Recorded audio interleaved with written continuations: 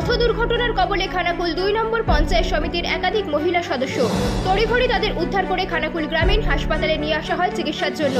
জানা গেছে, সোমবার টোটোয় চড়ে খানাকুল ২ নম্বর ব্লক অফিসের উদ্দেশ্যে বেরিয়েছিলেন খানাকুল ২ নম্বর পঞ্চায়েত সমিতির ও পঞ্চায়েতের কয়েকজন মহিলা সদস্যরা। খানাকুলের হরিশচক আজগুবিতলায় একটি বাইক আরোহীকে বাঁচাতে গিয়ে নিয়ন্ত্রণ হারিয়ে রাস্তার পাশে দাঁড়িয়ে থাকা একটি লরিতে গিয়ে ধাক্কা মারে। এই ঘটনায় জখম হন তারা।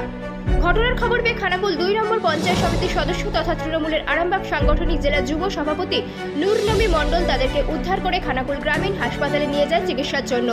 ঘটনার খবর পেয়ে হসপিটালে ছুটে যায় তৃণমূলের খানাকুল ২ নম্বর ব্লকের সভাপতি রমেন প্রামাণিক। প্রাথমিক চিকিৎসা করে তাদের ছেড়ে দেওয়া হয়। 24 আওয়ার্স আরামবাগের রিপোর্ট।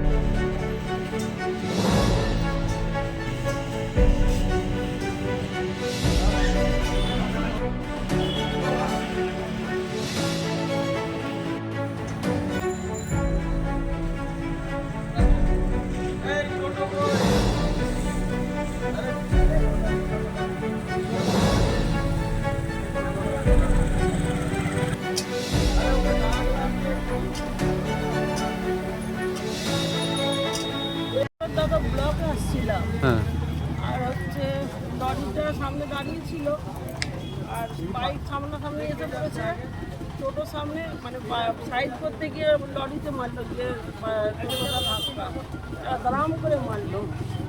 আমার কপালটা গেল কেটে, ও কপালের সঙ্গে এদের কপালে কপালে ঠুকে কপাল খুলে গেল, এর হাঁটু ওই গাড়ির সামনে ঠুকে হাঁটুতে লেগে গেল। কোথায় যাচ্ছিলেন আপনারা? আমরা ব্লকে আসছিলাম, তারপর খবর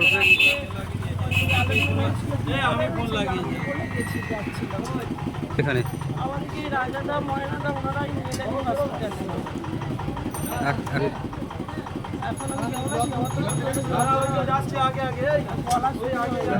কি আপনার কি নাম?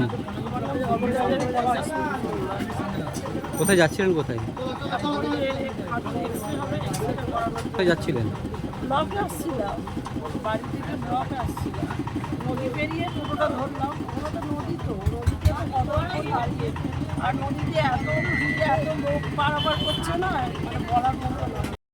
কি হয়েছিল? একটা লরি খালি করছিল, একটা বাইকওয়ালা আসছিল, সেই বাইকওয়ালাটাকে হাত দেখিয়েছিল, সে আর হাতটা মানে সেও বেরিয়ে চলেছে, ইনিও এসে না রুখতে পেরে মানে এতে লরিতে ঠেকিয়ে দিয়েছে। কজন ছিলেন আপনারা? আমরা 5 জন ছিলাম। কোথায় এসেছিলেন? আমরা ভিডিওয়ে আসছিলাম। আপনার পরিচয়? আমার নাম রুমা জানা, 1 নম্বর পঞ্চায়েতের প্রতিনিধি। পঞ্চায়েত সমিতি না, পঞ্চায়েত 1 নম্বর পঞ্চায়েত মেম্বার। ঘটনা ঘটেছিল আমাদের 4 জন পঞ্চায়েতের মেম্বার, 3 জন আমাদের তৃণমূল কংগ্রেসের মেম্বার পলসপায়নে, একজন সিপিআইএমের, এবং আমাদের পঞ্চায়েত সমিতি মেম্বার ববিতা দে। এরা সবাই আসছিল, 5 জনেই মহিলা, একটা টোটোতে।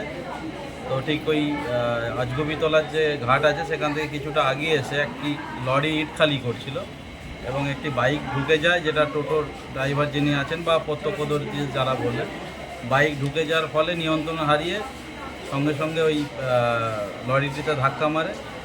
4-5 জনেই ইনজিওর্ড হয়েছে, কম বেশি সকলেরই লেগেছে। একজনের এইখানটা কেটে গেছে, ববিতা দে, পঞ্চায়েতে তার 2টো টিচ হয়েছে।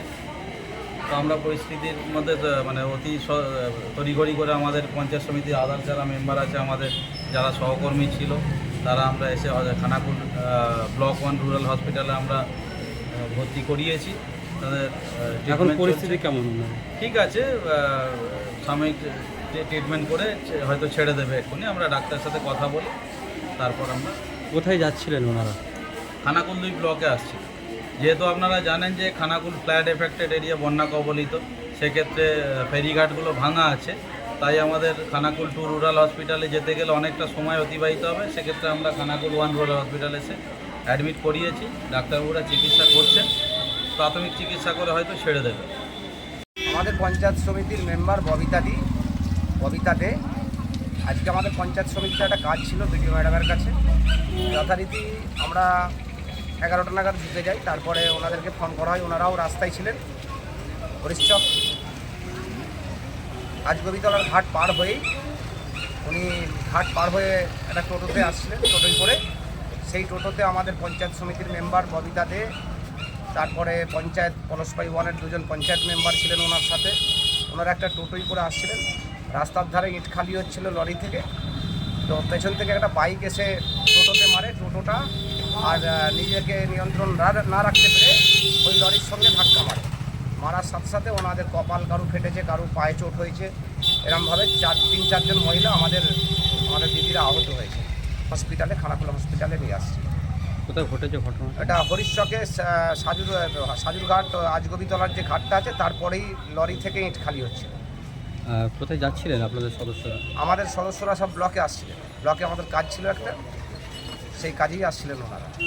কি বললো ডাক্তারবাবু? কি বললো? ডাক্তারবাবু দেখছেন ওনাদের প্রয়োজনে খানাকুল থেকেই আশা করি হবে এবং ওনাদের দ্রুত আরোগ্য কামনা করছি এবং যাতে আমরা থেকে ওনাদেরকে সুস্থতা করে এখান থেকে চিকিৎসা করিয়ে বাড়ি পাঠানোরও ব্যবস্থা করছি আমরা।